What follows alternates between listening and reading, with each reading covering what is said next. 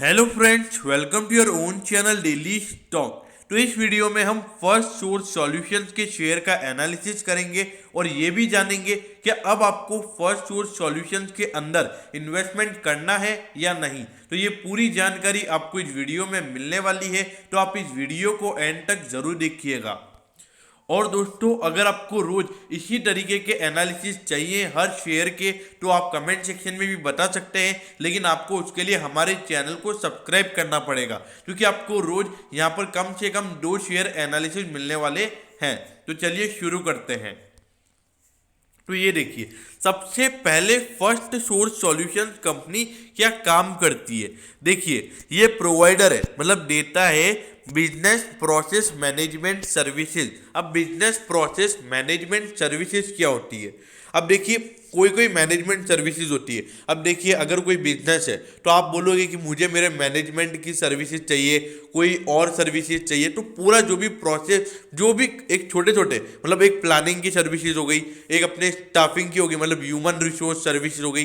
तो ऐसे ये सर्विसेज प्रोवाइड करवाता है डिफरेंट सेक्टर्स को। अब ये देखिए, जिसमें हेल्थ केयर आ जाता है, टेलीकम्युनिकेशंस आ गया, मीडिया, बैंकिंग एंड इंश्योरेंस। तो इनको ये business process management services provide करवाने का ये काम करती है।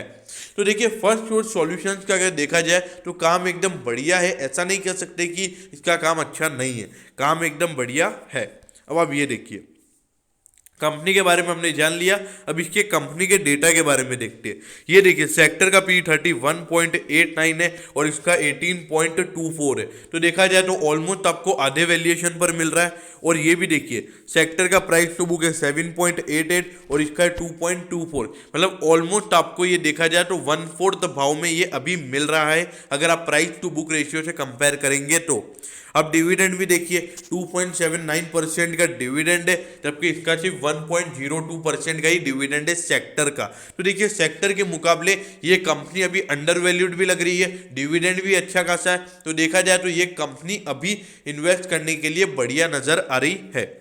अब ये देखिए, मार्केट कैप देखिए 6,078 ओनली 6,078 करोड़ की इसकी मार्केट कैप है। एक छोटी कंपनी है, लेकिन ग्रोथ अभी इसमें नजर आ रही है। और जिस तरीके से ये ग्रो कर रही है, तो अगर आने वाले 3-4 साल में ऐसा परफॉर्म करती है तो आपको आराम से ये मिड कैप होती हुई नजर आएगी। अब ये देखिए, लगातार इसके जो रेवेन्यूज है उसमें ग्रोथ देखने को मिल रहा है। और ये देखिए, 2018 में यहाँ पर थोड़ा सा रेवेन्यू इसका गिर गया था, लेकिन ठीक है, बिजनेस से थोड़ा सा तो चलता है, और ज़्यादा नहीं गिरा, सिर्फ 10 करोड़ का ही रेवेन्यू गिरा था। लेकिन उसके बाद देखिए, वापिस 19 में एक अच्छी खासी ग्रोथ देखने को मिली, फिर यहाँ पर 20 में भी फिर से ग्रोथ देखने को मिली थी। अब अगर इसकी प्रॉफिटेबिलिटी अगर आप देखेंगे तो 17 से 19 तक लगातार प्रॉफिटेबिलिटी बढ़ रही थी, और पिछले साल अगर आप देखेंगे तो लगभग 10% की प्रॉफिटेबिलिटी में गिरावट देखने को मिली है।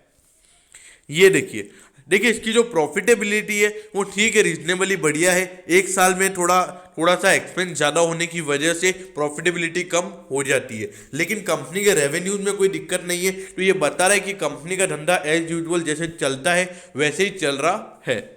अब आप ये देखिए, प्रमोटर की होल्डिंग इसके अंदर 53% है। तो देखिए, जब भी किसी प्रमोटर की होल्डिंग 50% होती है, तो मैं यही बोलता हूँ कि प्रमोटर की होल्डिंग अगर इतनी है तो वो बता रहा है कि कंपनी के प्रमोटर्स को अपनी कंपनी के अंदर पूरा भरोसा है, उनको पता है कि आने वाले समय में उनकी कंपनी ग्रो करने वाली है। तो इसीलिए जो अपनी कंपनी का जो मोटा स्टेक होता है वो अपने पास रखते हैं। अब देखिए, म्यूचुअल फंड्स की इसके अंदर 11% की होल्डिंग्स है, डीआईआई की भी लगभग 4.5% की होल्डिंग्स है, और एफआईआई की भी इसमें 8 से 8.5% की होल्डिंग्स है। तो देखा जाए तो मोटा मोटा लगभग 75 से 80% की होल्डिंग तो बड़े लोगों के पास ही पड़ी है। तो देखिए, अगर इतने बड़े लोगों ने इसके अंदर पैसा डाल रखा है तो कंपनी में जरूर कुछ बात होगी, तभी उन्होंने इसके अंदर पैसा डाल रखा होगा। अब ये देखिए, रिटेल इन्वेस्टर्स की इसके अंदर 22% की होल्डिंग है, और आपको पता होना चाहिए कि इसका कुछ जो स्टेक है वो अपने इंडिया के जो बिग बुल राकेश झुनझुनवाला हैं उनके पास भी इसका स्टेक है। इस 22% के अंदर उनका भी नाम आता है। तो देखिए, देखा जाए तो इसका शेयर होल्डिंग पैटर्न एकदम अट्रैक्टिव है, और ये बोल रहा है कि इस कंपनी के अंदर निवेशित कर सकते हैं, मतलब आप इसमें पैसा डाल सकते हैं। अब आप ये देखिए, मार्च 2020 में 1081 करोड़ का जनवरी से मार्च वाले क्वार्टर का ही है। ये देखिए 1081 करोड़ की कंपनी की टोटल इनकम थी। फिर उसके बाद आपको पता ही है कोरोना आ गया, लेकिन ज़्यादा दिक्कत इसके धंधे में देखने को नहीं मिली।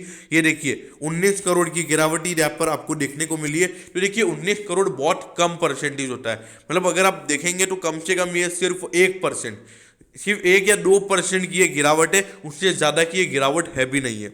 फिर उसके बाद देखिए 1189 करोड़ की कंपनी की टोटल इनकम निकल कर आ गई, और इसको अगर आप इससे कंपेयर करेंगे तो ये देखिए लगभग 108 करोड़ की कंपनी की टोटल इनकम बढ़ी है, जो कि बता रहा है 10% की ग्रोथ आपको कंपनी की टोटल इनकम में देखने को मिली है।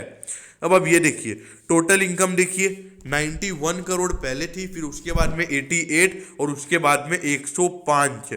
तो देखिए 105 और 88 अगर देखा जाए तो होता है लगभग 193।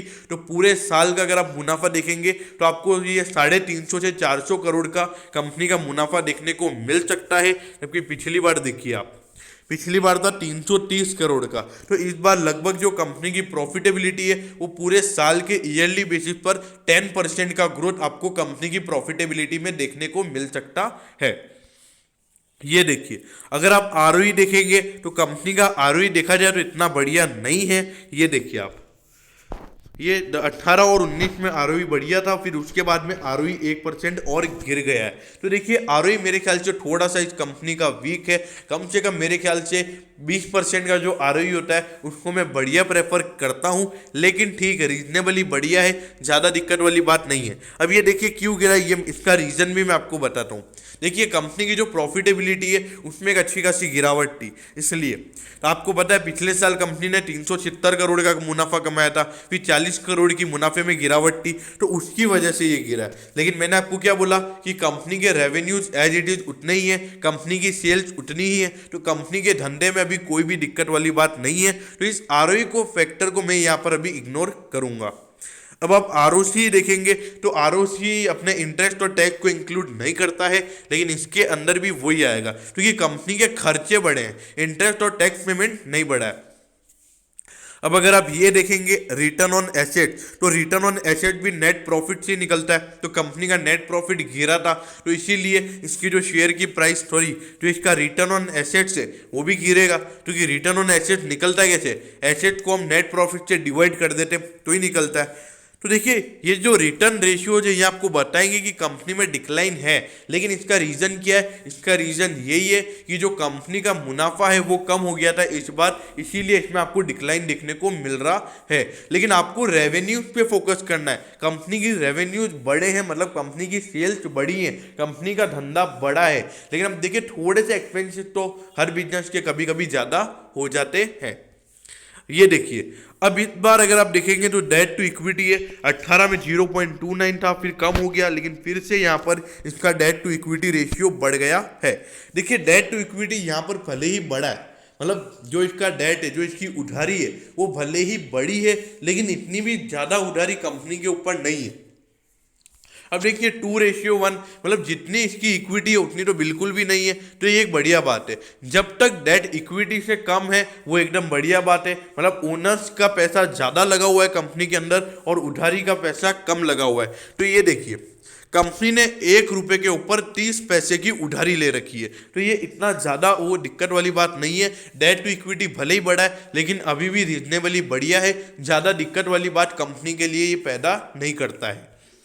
लेकिन अगर आप यहाँ पे इंटरेस्ट कवरेज रेशियो को देखेंगे तो वो लगभग यहाँ पे 8% गिर गया है।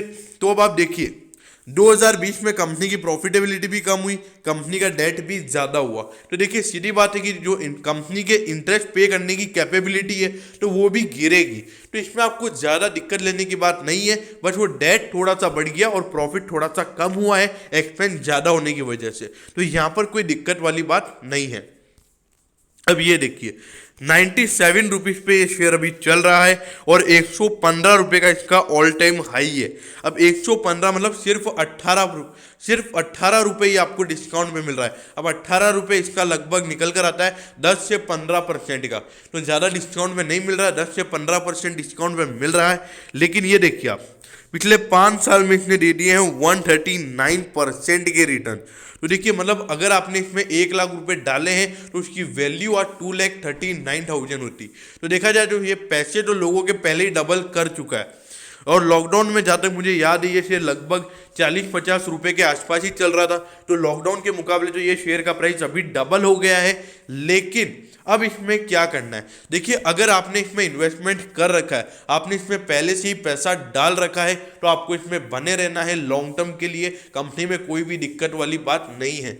और अगर आप इसमें फ्रेश इन्वेस्टमेंट करना चाहते हैं तो मेरे ख्याल से इस प्राइस पर भी आप इसमें इन्वेस्ट कर सकते हैं, क्योंकि अभी लॉन्ग टर्म पर्सपेक्टिव से ये शेयर मुझे अभी बढ़िया नज़र आ रहा है। अगर आप इस बुलिश रन में, जब मार्केट अपनी ऑल टाइम हाई पर चल रही है, तो अगर आप किसी में पैसा डालना चाहते हैं तो मेरे ख्याल से आपको फर्स्ट सोर्स सॉल्यूशंस में डालना चाहिए। इसके अंदर मुझे लॉन्ग टर्म ग्रोथ नज़र आ रही है। और अगर दोस्तों अगर आपको इसको शॉर्ट टर्म के लिए भी लेना हो तो मेरे ख्याल से इसी साल के अंदर ये कम से कम 140 या 150 के प्राइस लेवल तक जा सकता है। तो आप इसको 40-50% के रिटर्न के हिसाब से भी ले सकते हैं।